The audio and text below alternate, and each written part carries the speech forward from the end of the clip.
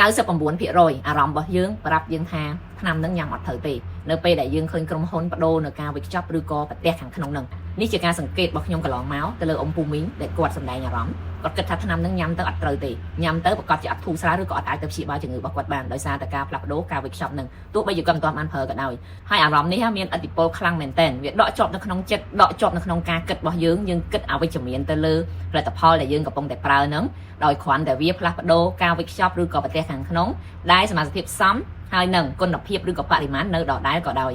ជាងសួរថាតើយើងមានដំណោះស្រាយអីក្នុងនាមយើងជាអ្នកប្រើប្រាស់ហើយស្រឡាញ់ផលិតផលមួយនឹងអត់ចង់បដូរទៅប្រើផលិតផលផ្សេងទេដំណោះស្រាយគឺងាយស្រួលមែនទែនអ៊ំពូមីងទាំងអស់គ្នាគ្រាន់តែបដូរការគិតអីដែលងាយស្រួលគិតអីដែលសាមញ្ញគិតអីដែលវិជ្ជមានទៅលើផលិតផលដែលយើងកំពុងតែប្រើឧទាហរណ៍ងាយយល់អ៊ំពូមីងគ្រាន់តែគិតថាផលិតផលដែលគេធ្វើការផ្លាស់ប្ដូរវេចខ្ចប់ឬក៏ប្រទេសនេះគោលដៅរបស់គេចង់កាត់បន្ថយការចំណាយគេចង់ឲ្យមានការទុកដាក់ងាយស្រួលជាងមុនហើយឲ្យអ្នកប្រើប្រាស់ចងចាំផលិតផលរបស់គេកាន់តែប្រសើរជាងមុនទៀតឥឡូវខ្ញុំនិយាយរឿងតាក់ទងជាមួយនឹងការកាត់បន្ថយការចំណាយចុះធម្មតាឧទាហរណ៍ដូចថ្នាំអាប្រាសូឡាមនេះអញ្ចឹងពីមុនអ៊ំពូមីងទាំងអស់គ្នាឃើញប្រទេសរបស់វាវែងប្រអប់របស់វាក៏វែងហើយមកប្រអប់នឹងដាក់បានតែ10ប្រទេសទេតែឥឡូវនេះប្រអប់ខ្លីជាងមុនបើយើងប្រៀបធៀបប្រអប់វែងហើយមួយប្រអប់ខ្លីនេះបានន័យថាប្រអប់វែងគេអាចយកមកបំបែកបានប្រអប់ខ្លី2ហើយដាក់បានថ្នាំរហូតដល់20ប្រទេសទៀតឃើញកន្លែងហ្នឹងវាកាត់បន្ថយការចំណាយមួយអត់ហើយខ្ញុំជឿថាត្រង់ចំណុចនេះបើសិនជាអ៊ំពូមីងជាអ្នកប្រកបអាជីវកម្មឬក៏រកស៊ីអីក៏ដោយក៏អ៊ំពូមីងទាំងអស់គ្នាចង់កាត់បន្ថយការចំណាយដែរអត់ចង់បង្កើនការចំណាយដែលមិនចាំបាច់ហើយអត់បានប្រយោជន៍អីទៅដល់អ្នកប្រើប្រាស់ទេអញ្ចឹងពីមួយឆ្នាំទៅមួយឆ្នាំក្រុមហ៊ុនគេបន្តអាប់ដេតទៅលើផលិតផលគេរហូតហើយអ្វីដែលយើងមិនអាចមើលរំលងទៀតណា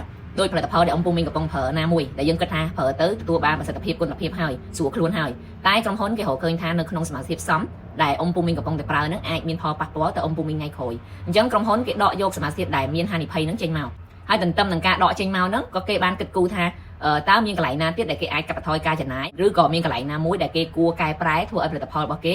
កាន់តែងាយស្រួលទៅដល់អ្នកប្រើប្រាស់ជាងមុនទៀតអ្វីដែលខ្ញុំក៏សម្គាល់ឃើញទៀតថាភាគច្រើនក្រុមហ៊ុនព្យាយាមចូលរួមសង្គ្រោះពិភពលោកដោយកាត់បន្ថយការបំពុលបរិស្ថានពីព្រោះថាបើសិនជាគាត់អត់ចូលរួមទេគាត់នឹងអាចប្រឈមជាមួយនឹងការពិន័យរបស់ស្ថាប័នណាមួយអញ្ចឹងទៅអញ្ចឹងចង់អីគឺគាត់ព្យាយាមកែប្រែដើម្បីកាត់បន្ថយការបំពុលបរិស្ថានទៅលើការផលិតថ្នាំរបស់គាត់នឹងដែរចំណុចសំខាន់ចុងក្រោយអ៊ំពូមីងមិនបាច់បារម្ភថាថ្នាំនឹងបដូរគុណភាពបដូរសមាសភាពសមអីទេធម្មតាក្រុមហ៊ុនឥឡូវគឺមានការប្រកួតប្រជែងគ្នាខ្លាំងមែនទែនគេមិនអាចទៅកាត់បន្ថយបរិមាណឬក៏បដូរសមាសភាពសមទៅលើថ្នាំរបស់គេបានទេបើសិនជាគ្មានករណីចាំបាច់ណាមួយពីព្រោះថាបើសិនជាគាត់បដូរថ្នាំដែលគាត់បដូរហើយនឹងអតិថិជនយកទៅប្រើអត់ត្រូវអត់អាចព្យាបាលជំងឺបានតើគេនៅបន្តប្រើថ្នាំរបស់គាត់ទៀតអត់អញ្ចឹងគាត់ដូចកាប់ឆ្នាំងវាយខ្លួនឯងអញ្ចឹងត្រង់ចំណុចនេះហើយខ្ញុំគិតថាអ៊ំពូមីងមិនបាច់បារម្ភទៅលើផលិតផលដែលបដូរការវេចខ្ចប់ហើយនឹងប្រទេសទាំងអស់នឹងទេ